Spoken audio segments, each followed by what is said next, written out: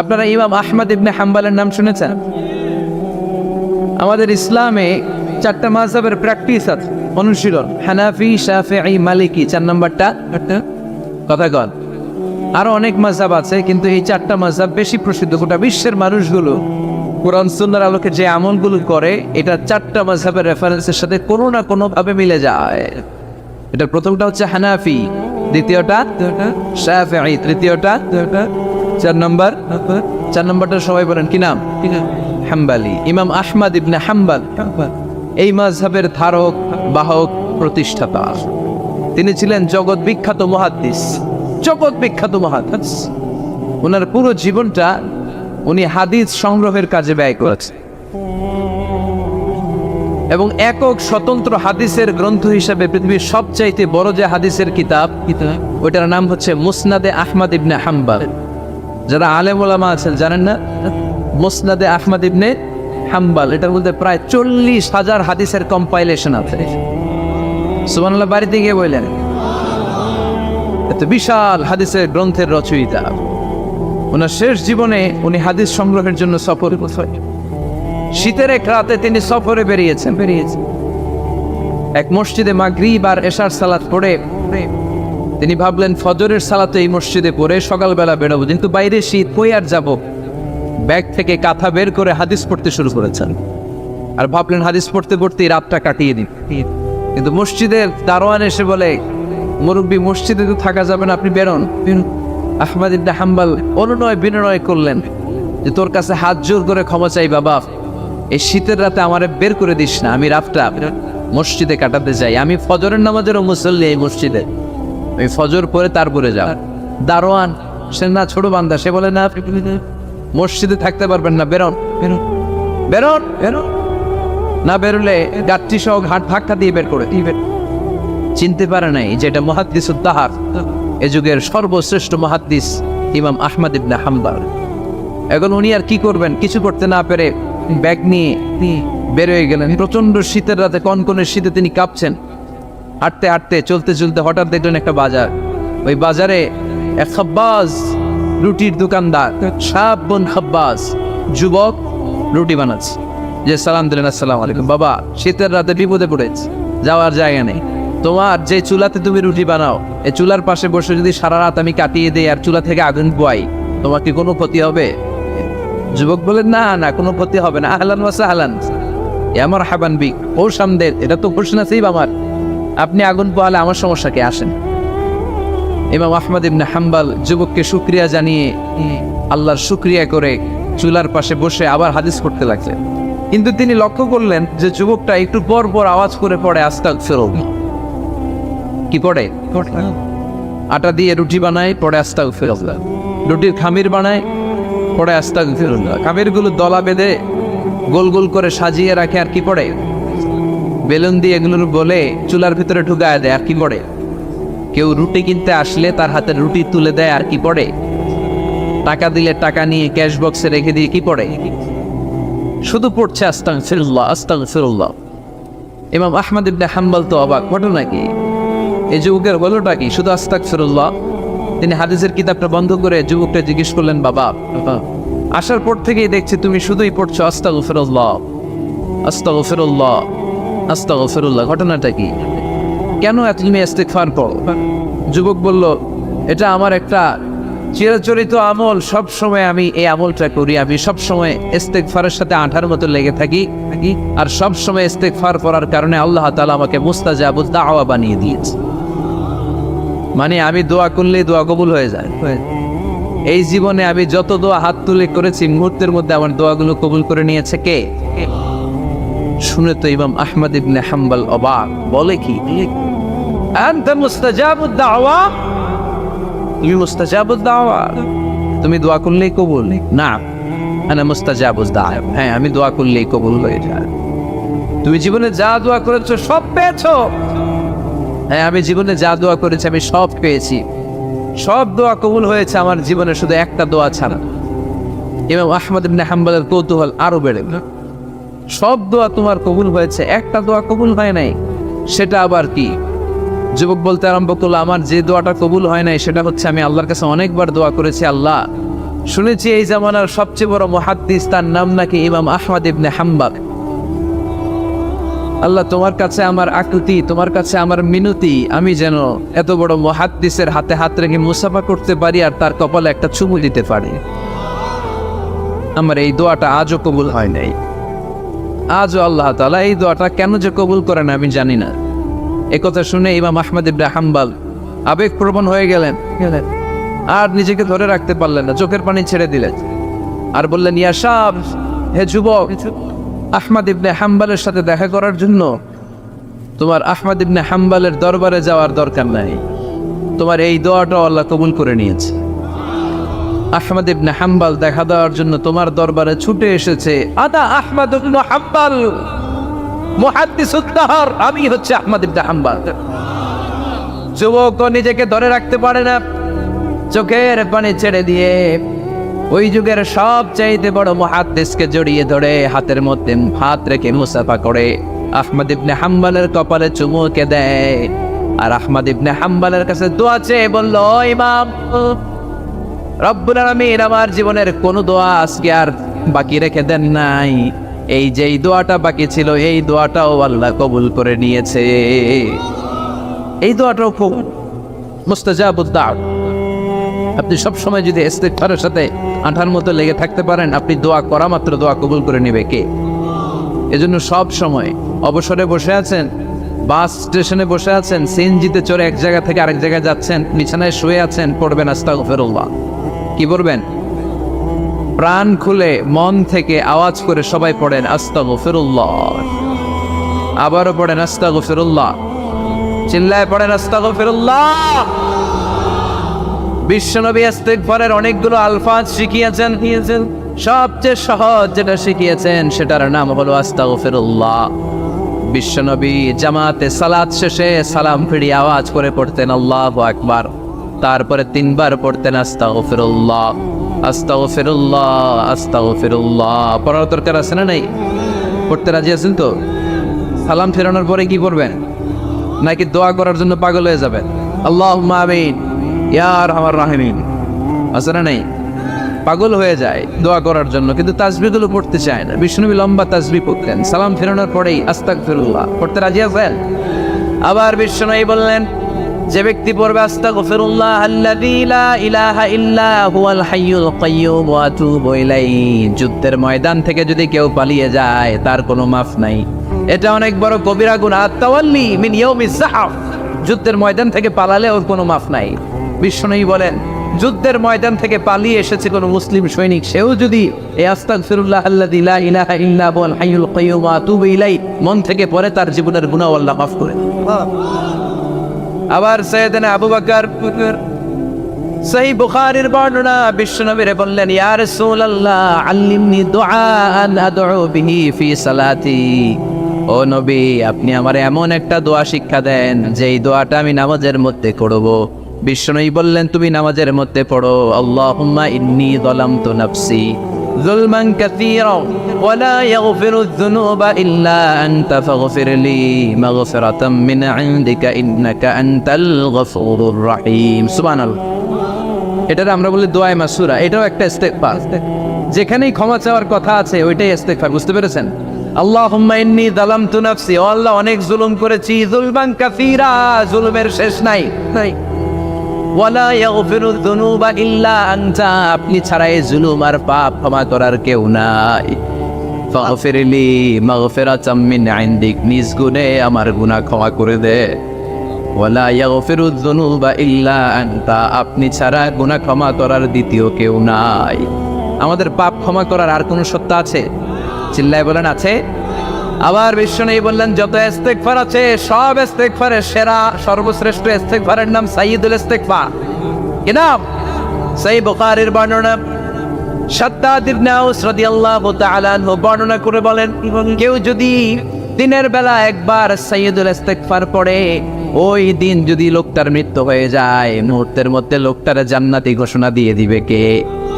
রাত্রিবেলা যদি কেউ সাইয়্যিদুল ইস্তিগফার একবার পড়ে, ওই রাতে ইন্তেকাল হলে তার জীবনের সব গুনাহ মাফ করে দিয়ে ওই লোকটারেও জান্নাতি করে দিবে কে? দিনে যদি সাইয়্যিদুল ইস্তিগফার একবার পড়েন, ওই দিনে ইন্তেকাল করলে আপনি জান্নাত। রাতে যদি সাইয়্যিদুল ইস্তিগফার কেউ পড়েন, ওই রাতে ইন্তেকাল করলে আপনি জান্নাতি। এটা সহিহ বুখারীর বর্ণনা। সব ইস্তিগফারের রাজা, শ্রেষ্ঠ ইস্তিগফার মুখস্থ আছে না? কার কার মুখস্থ আছে? হাত তোলেন। সাইয়্যিদুল ইস্তিগফার মুখস্থ আছে কার? মাশাআল্লাহ, তাবারাকাল্লাহ। এটা আপনাদের বাড়ির কাজ দিলাম।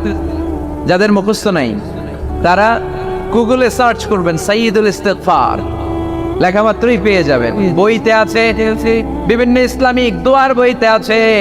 গুগলে, ইউটিউবে সার্চ দিলে পেয়ে যাবেন। এই সাইয়্যিদুল ইস্তিগফার প্রতিটা মুমিনের অন্তরে থাকার দরকার আছে না নাই?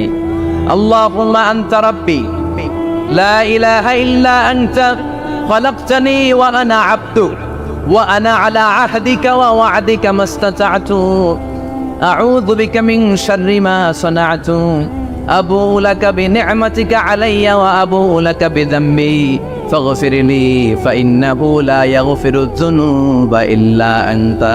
সুবহানাল্লাহ পড়ে। এটার নাম সাইয়্যিদুল ইস্তিগফার। এটার নাম কি? কত হাবিজাবি দোয়া যে বানায় বানায় পড়ে তার শেষ নাই। বিশ্বনবী যে দোয়াগুলো শিখাইয়া দিলেন, এগুলো পড়তে সালাত শেষে 1 ঘন্টা সময় লাগবে আপনার। 1 ঘন্টার আগে মুসল্লা থেকে ওঠার কোনো সুযোগ নাই। চিল্লায় বলেন ঠিক কিনা? বিশ্বনবী সালাম ফিরিয়ে আওয়াজ করে পড়তেন আল্লাহু আকবার, 3 বার পড়তেন আস্তাগফিরুল্লাহ, 33 বার সুবহানাল্লাহ, 33 বার আলহামদুলিল্লাহ, 33 বার আল্লাহু আকবার। এরপরে পড়তেন লা ইলাহা ইল্লাল্লাহ ওয়াহদাহু লা শারীকা লা লাহুল মুলকু ওয়া লাহুল হামদু ওয়া হুয়া আলা কুল্লি শাইইন কাদির। সুবহানাল্লাহ পড়ে। একবার আয়াতুল কুরসি পড়তেন। মান ক্বারা আয়াতুল কুরসি দুবুরা কুল্লি সালাতিন মাকতুবাতিন লাম ইয়ামনাহু মিন দুখুলিল জান্নাতি ইল্লাল মাউত। আয়াতুল কুরসি মুখস্থ না সবার? প্রত্যেক ফরজ সালাতের পরে কেউ যদি একবার আয়াতুল কুরসি পড়ে, তার জান্নাতে ঢোকার ক্ষেত্রে আর কোনো বাধা নাই, একটা জিনিস ছাড়া, সেটা হলো মরণ, মৃত্যু। লোকটা মরে না তাই জান্নাতে যায় না, মরলেই জান্নাতে। আয়াতুল কুরসি পড়বেন তো? সালাত শেষে বিষ্ণু বলতেন আল্লাহুম্মা ইন্না নাসআলুকাল হুদা ওয়াত তুকা ওয়াল আফাফা ওয়াল গিনা আল্লাহুম্মা আ'ইন্না আলা যিকরিকা ওয়া শুকরিকা ওয়া হুসনি ইবাদাতিক আল্লাহুম্মা লা মানিআ লিমা আ'তাইতা ওয়া লা মু'তিয়া লিমা মানআতা ওয়া লা ইয়ানফা'ু যাল জাদ্দি মিনকাল জাদ আল্লাহুম্মা হাব্বিব ইলাইনাল ঈমান ওয়া যায়্যিনহু ফি কুলুবিনা ওয়া কাররিহ ইলাইনাল কুফরা ওয়াল ফুসুক ওয়াল ইসয়ান ওয়াজআলনা মিনার রাশিদিন। সুবহানাল্লাহ। অভাব নাই, সহি দোয়ার অভাব নাই। এগুলো থুইয়া বানায় বানায় আন্দাজে আন্দাজে দোয়া কালাম পড়ে। এজন্য মাসনুন যে দোয়াগুলো আছে এগুলো পড়বেন তো। সাইয়্যিদুল ইস্তিগফার মুখস্থ করবেন। কথা দিছেন তো? কথা দিছেন? কারা কারা মুখস্থ করবেন হাত তুলে আমার আল্লাহর দেখা। রাজি আছেন? শুনান। আল্লাহ সবাইকে কবুল করুন। আমরা পড়ি আমিন। আবার আল্লাহ বললেন ওয়াল মুস্তাগফিরিনা বিল আসহার, ওয়াল মুস্তাগফিরিনা বিল আসহার। আমার প্রিয় বান্দারা শেষ রাতে চোখের পানি ছেড়ে তাহাজ্জুদের নামাজে যায়, নামাজ যায়, আর শেষ রাতে ইস্তিগফার পড়ে, ঠিক কিনা? তাহাজ্জুদের যায় নামাজে মরণ দিও প্রভু আমায়, একামতে দিনের কাজে কবুল করে নিও আমায়। তাহাজ্জুদের যায় নামাজে মরণ দিও প্রভু আমায়, একামতে দিনের কাজে কবুল করে নিও আমায়। সুবহানাল্লাহ পড়ে। যেই নবীর কোনো পাপ নাই, যেই নবীর কোনো অন্যায় হয় নাই, গুনাহ হয় না, ওই নবীকে আল্লাহ ইস্তিগফার করার অর্ডার করেছেন। রব্বুল আলামিন বলেন ফাসাব্বিহ বিহামদি রাব্বিকা ওয়াস্তাগফিরহু ইন্নাহু কানা তাওয়াবা। ফাসাব্বিহ, নবী তাসবিহ পড়েন, বিহামদি রাব্বিকা, রবের নামে, রবের প্রশংসার তাসবিহ পড়েন, ওয়াস্তাগফিরহু, তার কাছে ক্ষমা চান, ইস্তিগফার পড়েন। ওয়াস্তাগফিরহু, ফাসাব্বিহ বিহামদি রাব্বিকা ওয়াস্তাগফিরহু। নবী আপনি ইস্তিগফার পড়েন। যে নবীর কোনো গুনাহ নাই, ওই নবীকে যদি আল্লাহ ইস্তিগফার পড়ার অর্ডার করতে পারেন, আমাদের ইস্তিগফার পড়ার দরকার আছে না নেই? প্রতিদিন কম করে 100 বার ইস্তিগফার পড়বো। কয়বার? চিল্লায় বলেন কয়বার? আওয়াজ করে সবাই আবার পড়েন আস্তাগফিরুল্লাহ, আর জোরে পড়েন আস্তাগফিরুল্লাহ। এজন্য পাপ হোক, অন্যায় হোক, শয়তানের ওয়াসওয়াসায় পড়ে নামাজ ছেড়ে দিয়েছে, মিথ্যা কথা বলেছি, আব্বা আম্মার সাথে বেয়াদবি করেছি, জুলুম করেছি, মুহূর্তেই চোখের পানি ছেড়ে 2 রাকাত নামাজ পড়ে তওবা করে ইস্তিগফার পড়ে ক্ষমা চাইবে কার কাছে? চিল্লায় বলেন কার কাছে? এগুলো হচ্ছে মুমিনের হাতিয়ার। এই তাওবা, এই ইস্তিগফার, this is the weapon of believers. এগুলো বিশ্বাসীদের হাতিয়ার।